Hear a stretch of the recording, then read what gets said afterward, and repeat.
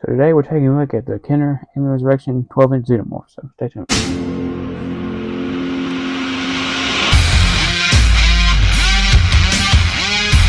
So this is the 12-inch Xenomorph figure by Kenner in the Alien Resurrection line.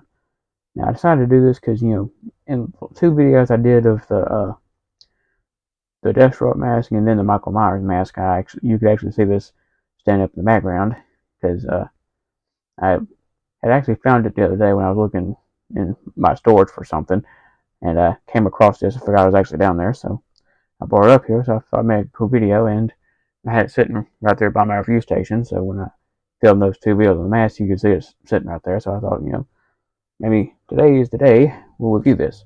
And it's taken me a while to get back to filming because I've had a pretty busy week. So sometimes life kind of gets in the way of filming things. But so without further ado, let's get into the figure. Okay, so now I do not have the packaging for this figure because I got this used. I can't remember, either at a flea market or a thrift store or something. I can't remember. I've had this thing for a very long time, and so since I got it used, it didn't have the packaging, so that's why I don't have it. But I'll show you a picture of what it looks like in the packaging if I can find one.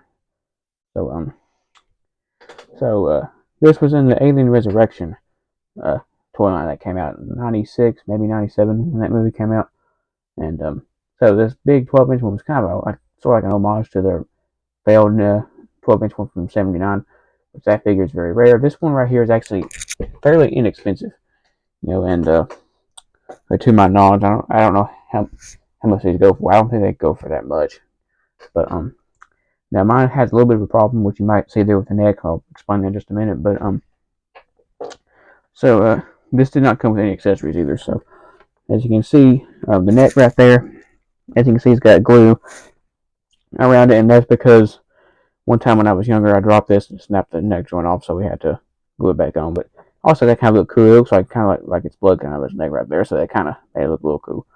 But as you can see, the head is the only thing really accurate to the Xenomorph from the Resurrection. As you can see, it's got the same head shape. The rest of the body is actually not very accurate to the Alien Resurrection Xenomorph. And as you can see, especially when you look at the front on it, looks very Alien Resurrection. You can see the inner jaw in there, which is just sculpted, does not come out.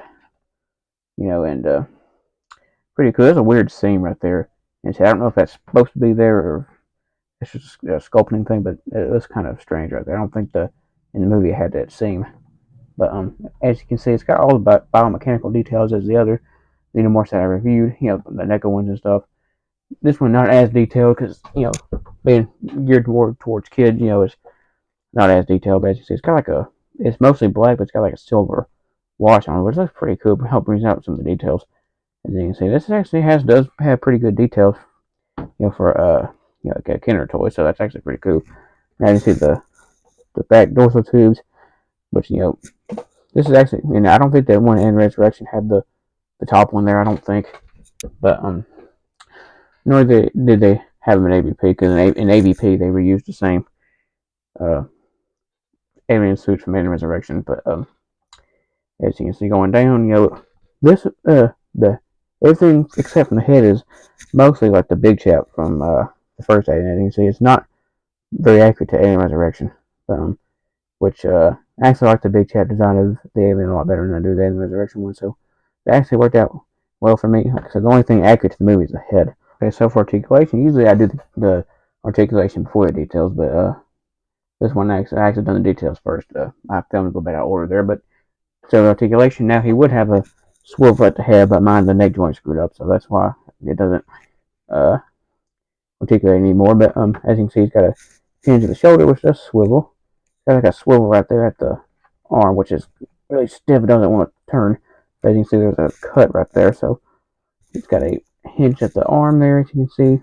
Pretty good hinge. It's got a hinge at the wrist. Got a little bit of articulation at the waist there. It's got some articulation at the tail, which mine the tail is a little loose, as you can see. The tail does have like a bendy wire in it, so that's pretty cool. You can bend the tail wherever you want to bend it.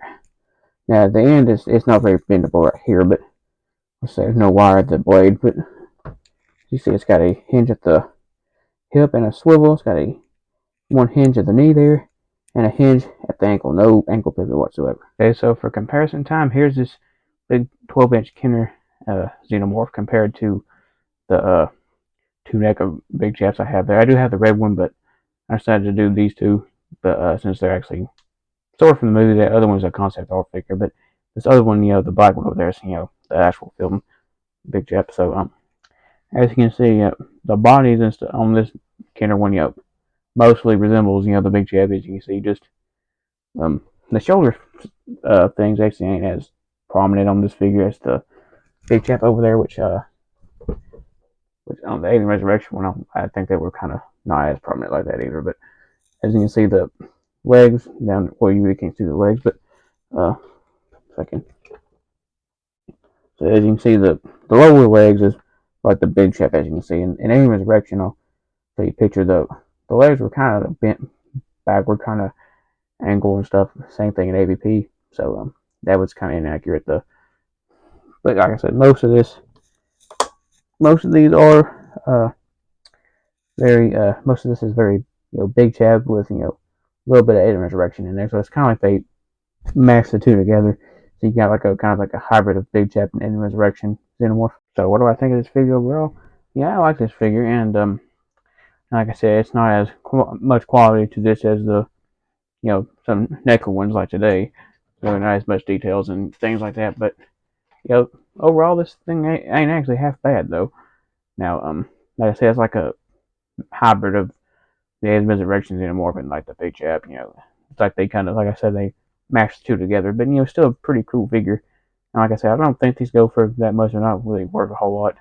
The Alien Resurrection line didn't do very good. I don't think it wasn't very popular, but as you can see, this Xenomorph's a lot more affordable than the original '79 one.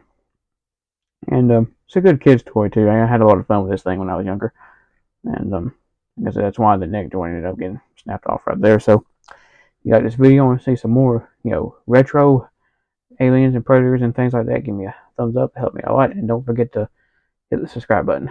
Till next time.